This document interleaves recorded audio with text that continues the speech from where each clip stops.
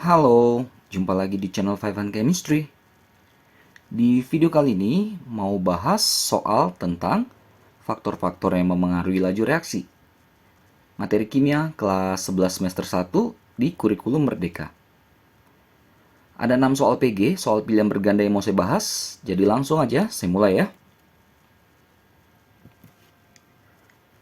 Nomor 1, suatu reaksi umumnya akan menjadi lebih cepat berlangsung apabila konsentrasi per reaksinya semakin besar. Ya, berbanding lurus ya antara konsentrasi per reaksi dengan kecepatan suatu reaksi.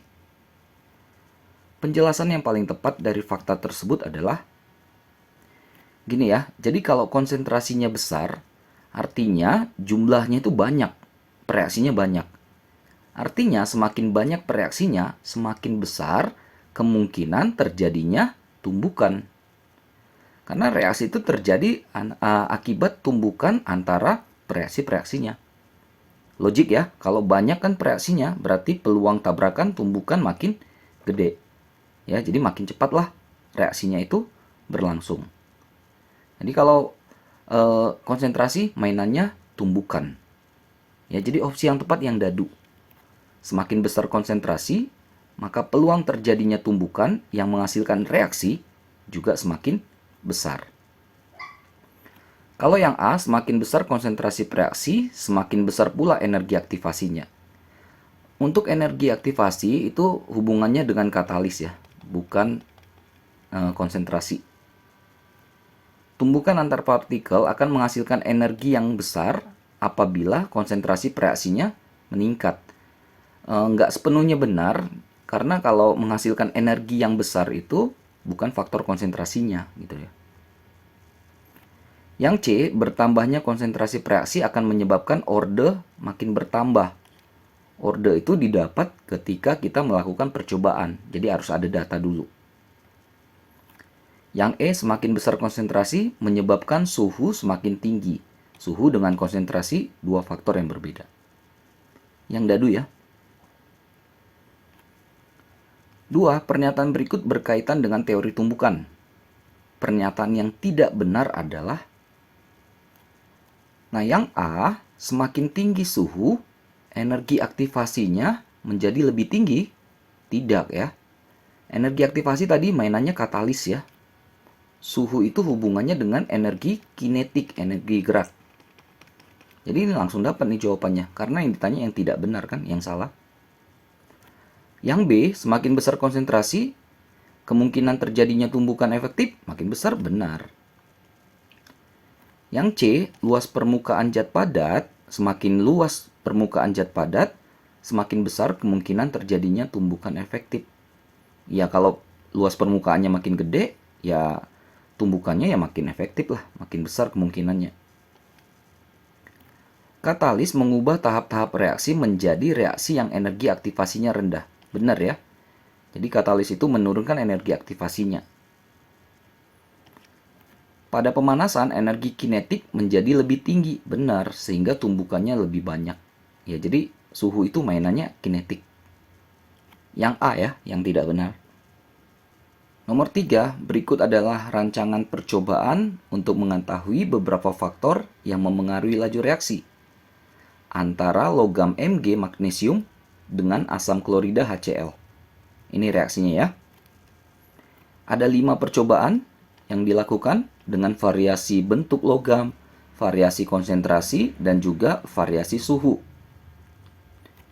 Pertanyaannya, percobaan yang akan menghasilkan volume gas hidrogen paling cepat yang mana? Sebenarnya paling enak tuh lihat dari faktor suhu, karena suhunya paling tinggi itu pasti lebih cepat. Jadi peluang suhu tinggi itu ada di data 3 dan data 5. Lalu kalau dilihat lagi di data 3 dan data 5, konsentrasi yang 3 itu lebih gede daripada konsentrasi yang 5. Konsentrasi makin besar berarti kan lebih cepat reaksinya. Jadi yang data 3 yang benar. Kalau dilihat faktor bentuk, bentuk itu maksudnya luas permukaan ya. Luas permukaan. Jadi serbuk itu lebih besar luas permukaannya daripada pita. Jadi hati-hati dengan luas permukaan ini ya. Jadi kalau bendanya kecil, itu luas permukaannya lebih gede daripada bendanya besar. Bayanginnya gini, kalau kita punya satu kelereng dengan satu buah bola basket, mana yang lebih kecil? Kelereng kan? Coba genggam kelereng. Semua permukaannya langsung bisa kena kan ke tangan? Coba genggam bola basket. Pasti cuma sebagian saja permukaan bola basket yang bisa kita sentuh. Jadi semakin kecil bendanya, maka luas permukaannya makin gede. Jadi serbuk itu luas permukaannya lebih gede daripada pita. Paham ya? Jadi opsi yang tepat adalah yang C, yang ketiga, yang paling cepat.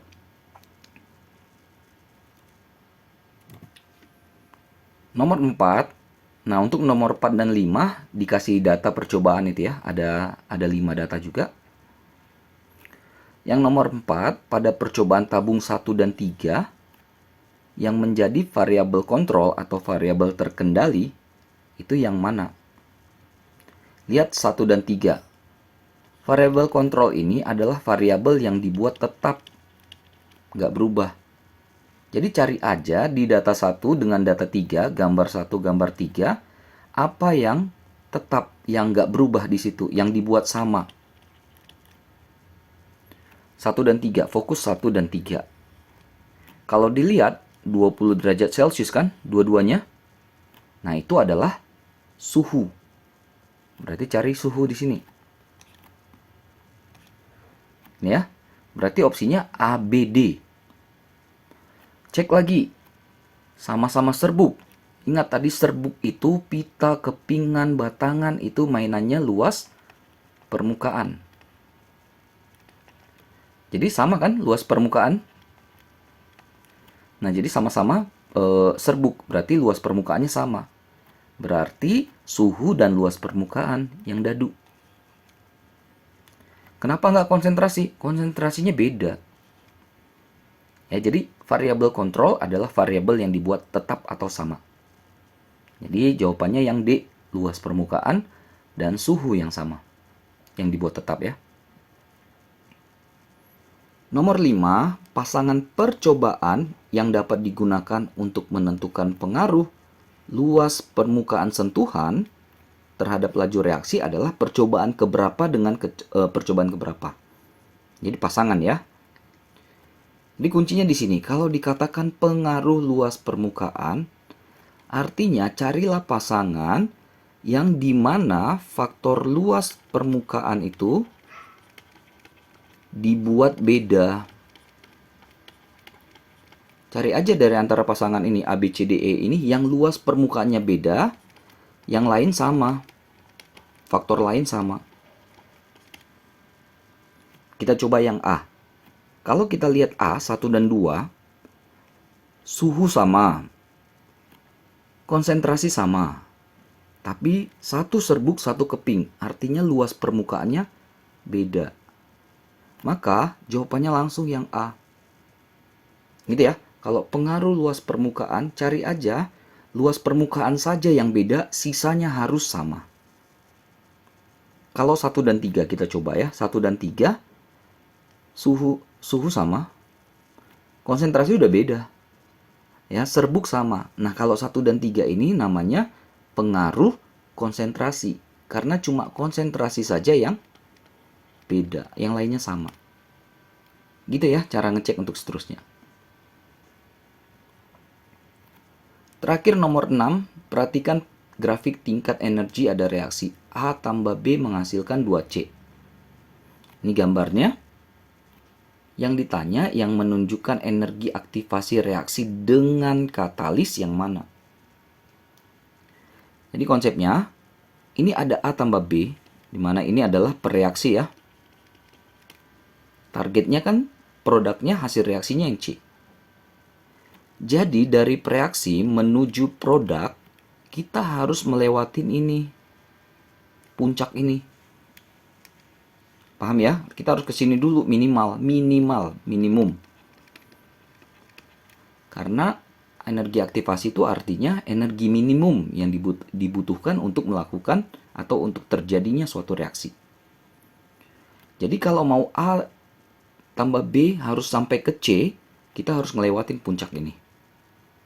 energi aktivasi. Ini tanpa katalis, artinya yang normalnya dulu. Lalu, yang ditanyakan dengan katalis, tugas katalis menurunkan energi aktivasi. Jadi ini, jadi yang tadinya di sini, sekarang diturunkan sampai sini aja. Ini. Jadi kita nggak terlalu jauh kan naiknya ke atas. Artinya energinya nggak terlalu tinggi kan. Nah, jadi ini lebih cepat bereaksi. Karena energinya cuma dikit nih.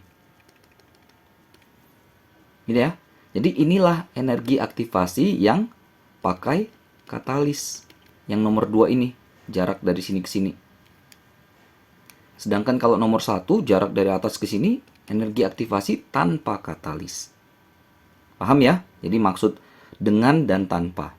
Kalau dengan pasti lebih kecil, supaya reaksinya lebih cepat.